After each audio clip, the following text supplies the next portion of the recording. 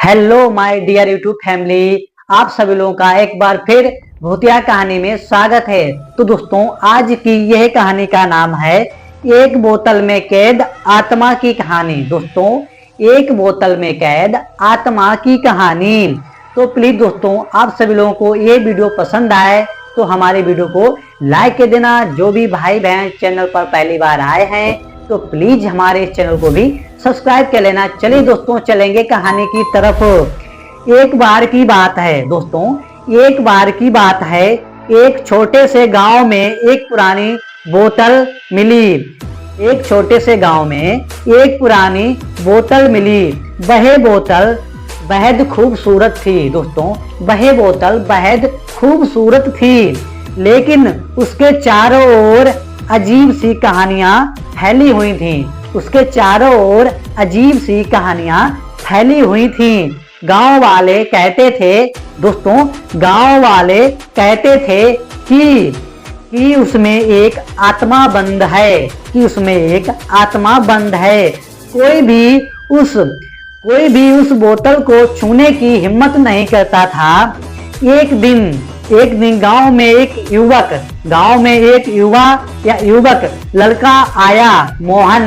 मोहन वह साहसी और जिज्ञासु था। दोस्तों, वह साहसी और जिज्ञासु था। उसने गांव वालों से बोतल के बारे में सुना और उसे देखने का मन बनाया। दोस्तों, मोहन ने बोतल को उठाया। दोस्तों, मोहन ने क्या किया? बोतल को उठाया और उसकी सफाई करने लगा। बोतल की दोस्तों वो सफाई करने लगा। बोतल की सफाई करने लगा। जैसे ही उसने बोतल को साफ किया, दोस्तों जैसे ही मोहन ने बोतल को साफ किया, एक हल्की सी रोशनी निकली और उसमें से एक आत्मा बाहर आई। दोस्तों, एक हल्की सी रोशनी निकलती है और उस बोतल से एक आत्मा बाहर आती है।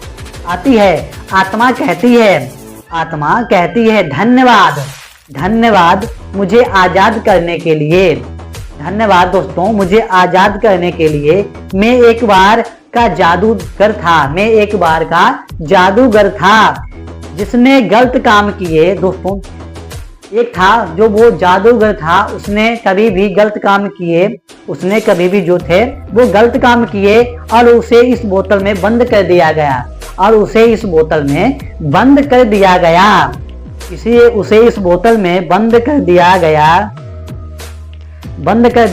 मोहन ने पूछा। दोस्तों, मोहन पूछता है उससे, क्या तुम मुझे कुछ दे सकते हो? आत्मा ने वादा किया। दोस्तों, आत्मा ने क्या किया? वादा किया कि वह मोहन की 3 इच्छाएं पूरी करेगी। दोस्तों क्या है? तीन इच्छाएं पूरी करेगी। दोस्तों, मोहन ने सोचा और अपनी पहली इच्छा में कहा। मोहन सोचता है और अपनी पहली इच्छा को कहता है मैं चाहता हूँ कि गांव के सभी लोग खुश रहें। दोस्तों, मैं चाहता हूँ कि जितने भी गांव में लोग हैं वो सभी लोग खुश रहें और गांव भी एकदम खुश रहे। ठीक है दोस्तों, गांव भी एकदम खुश रहे। आत्मा ने एक जादुई मंत्र पढ़ा और गांव में खुशी का माहौल बन गया। दोस्तों, और गांव में क्या था? खुशी का माहौल बन गया। दूसरी इच्छा में मोहन ने कहा गांव में कभी भी फेमाइन ना हो। फिर से आत्मा ने जादू किया। दोस्तों, फिर क्या आत्मा करती है? एक बार जादू करती है और गांव में फसलें हमेशा उर्वर रहने लगी। गांव में फसलें हमेशा अच्छी होने लगी। दोस्तों, क्या थी? जो दोस्तों गांव में फसलें कभी भी अच्छी नहीं होती थी, वो गांव में फिर से फसलें अच्छी होने लगी। जब मोहन ने अपनी तीसरी इच्छा पर विचार किया। दोस्तों, जब मोहन जो अपनी तीसरी इच्छा पर विचार करता है तो उसने सोचा कि यह उसके लिए एक व्यक्तिगत इच्छा होनी चाहिए, कि उसके लिए एक व्यक्तिगत इच्छा होनी चाहिए। लेकिन उसने आत्मा से कहा, मोहन आत्मा से कहता है, मैं चाहता हूँ दोस्तों, मैं चाहता हूँ कि तुम हमेशा इस गांव में रहो, कि तुम हमेशा इसी गांव में रहो और हमारे रक्षक बनो, और हमारे क्या है, रक्षक बनो। ठीक है दोस्तों, क्या है, हमारे रक्षक बनो। आत्मा हंसी और मुस्कुराई और कहा, मैं अब यहाँ रहूंगा, लेकिन मेरी शक्ति तुम्हारे हाथ में होगी, जब भी तुम्हें मेरी जरूरत हो। दोस्तों, आत्मा कहती है, जब भी तुम्हें हमारी जरूरत हो या पड़े, बस इस बोतल को अपनी तरफ करो, या बस इस बोतल को अपनी तरफ करना और हमें याद कर लेना। इसके बाद आत्मा ने बोतल को एक सुंदर जगह पर स्थापित कर दिया, सुंदर जगह पर बोतल को रख दिया, और गांव के लोग उसे हमेशा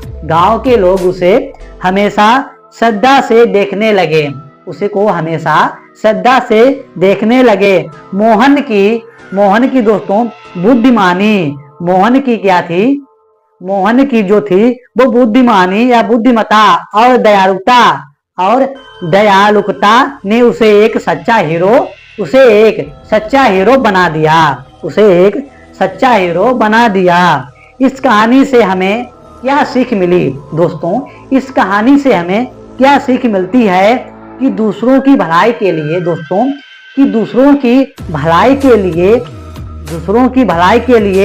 की गई इच्छाएं सबसे शक्तिशाली हों। दोस्तों, दूसरों की भलाई के लिए जो भी इच्छाएं करो वो बहुत ही शक्तिशाली हों।